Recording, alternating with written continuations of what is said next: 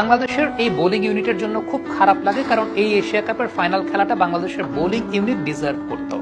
কিন্তু সত্যি কথা বলতে তাদের সবচাইতে বড় শত্রু তাদের নিজেদের টিমের ব্যাটসম্যানরাই, যে কারণে পাকিস্তানের মতো একটা টিম যাদের না ব্যাটিং ভালো না বোলিং ভালো, তাদেরকে ফাইনালে একদম গিফট করে দিয়ে আসা হয়েছে এবং এটার দায় বাংলাদেশের ব্যাটিং ইউনিট কোনোভাবেই এড়াতে পারবে না।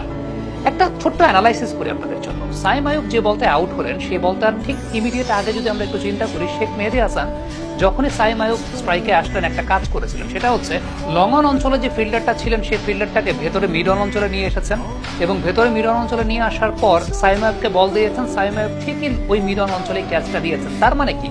তার মানে it was proper analysis by the team এবং সেই সঙ্গে very good execution by Sheikh Mehedi Hasan, অর্থাৎ বোলার বেশ ভালো এক্সিকিউশনটা করতে পেরেছেন।